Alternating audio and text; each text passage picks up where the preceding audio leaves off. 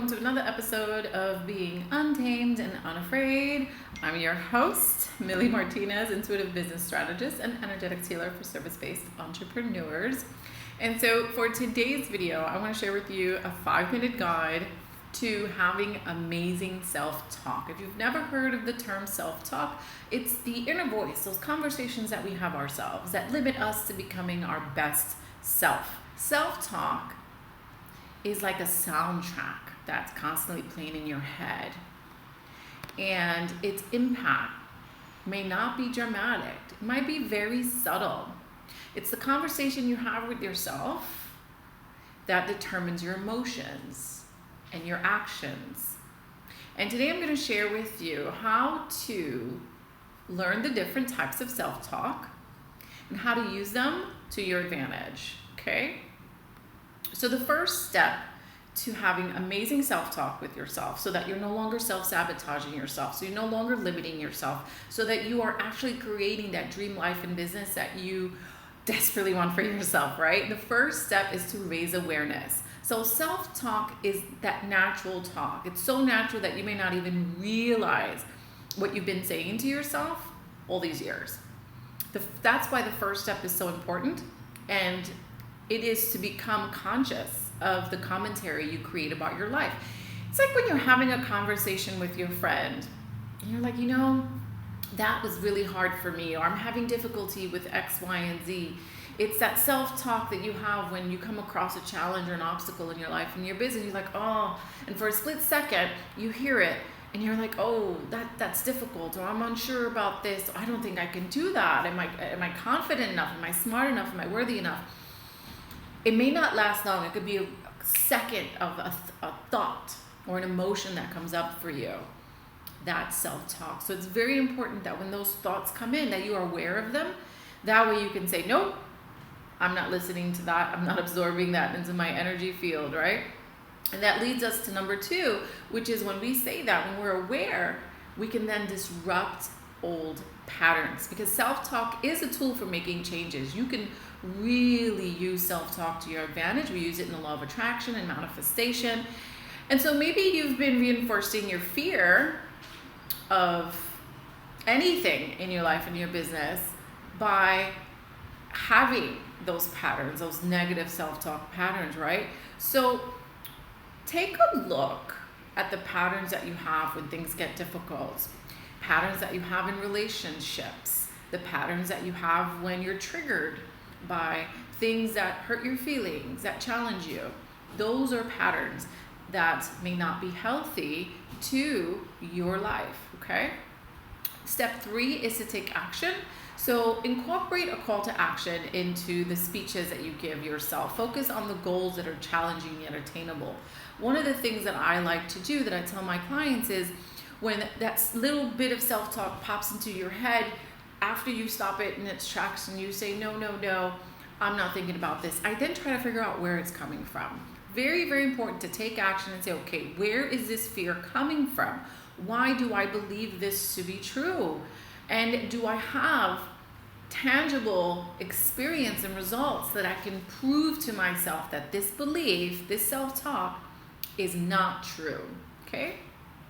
Number 4 is to conduct a reality check. So assess how your self-talk measures up to what's really happening around you. Okay, there's a big difference, guys, between burning one slice of toast and being a failure in the kitchen, right?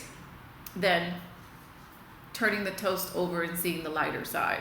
Weird analogy.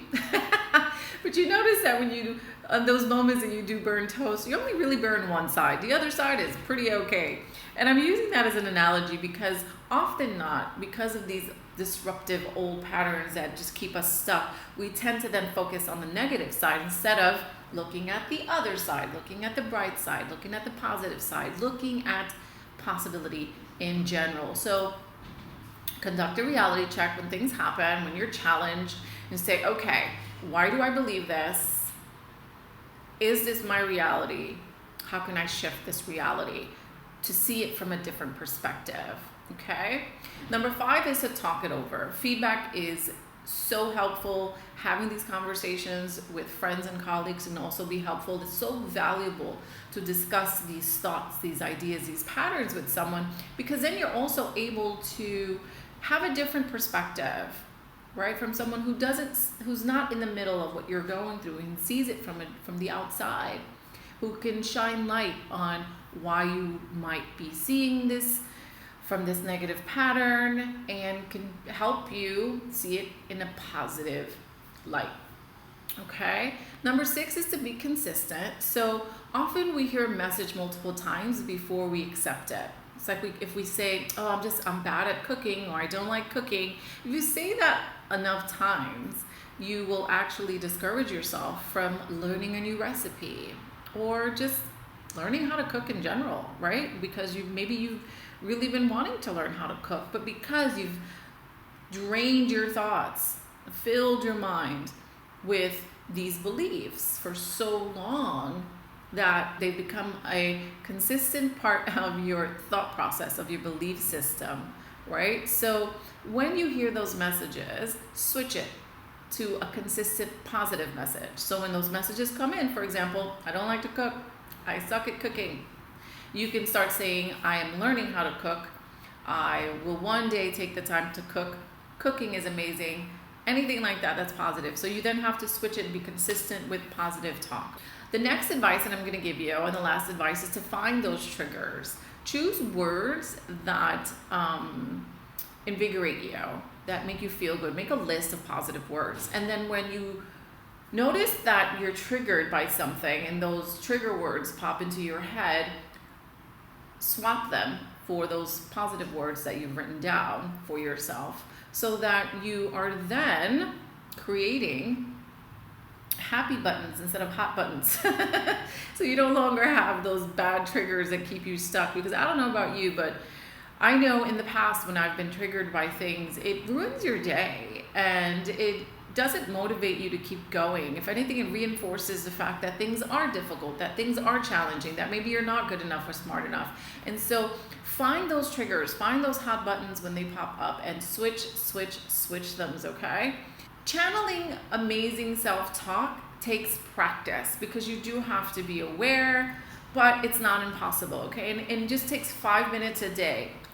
I would suggest, as an action step right now, is to write a list of all the things you believe about yourself, the negative stuff that you believe about yourself, the negative stuff that you believe about your business or your life in general, your reality as a whole, life, business, relationships, anything at all that is nagging you, that you believe to be true, the negative stuff. And then what I want you to do is turn the paper over, and on the other side, I want you to write it, all those lists, that whole list that you wrote, I want you to write it in a positive way. So for example, let's use a cooking example. If you wrote down, I really suck at cooking, you could then on the opposite side of the paper write, I am learning to cook. I'm opening myself up to the idea that I can learn how to cook something well, edible, right? Because you might cook something and it might not be edible. So let's add that word in there as well, right? If you guys know me already, you guys know that I always like to add a little humor to my videos, because I really believe that finding humor in anything in life creates high vibe energy, okay? Odds are you've already been hard on yourself, and so I would like to remedy that with a little bit of laughter in all of my videos and my trainings. So I hope that you did enjoy this quick guide. Let me know in the comments what you thought of this. Let me know how you change your positive self-talk. I love affirmations. I love rewriting belief systems and thoughts and feelings into positive thoughts and feelings, because it does help. And you know, even if you take 5 minutes a day to look over those notes, look over those beliefs that you used to believe in, that you're learning now to believe in yourself, the positive ones, that does help. 5 minutes a day, be consistent, and you're going to see an improvement in the way that you talk to yourself, right? Because you are your best friend. You are your first love. And if you don't like yourself, if you don't believe in yourself, if you don't believe you're worthy, then it's going to be 10 times harder for you to achieve your goals and keep moving forward. So that's it for today. I'll see you in the next video.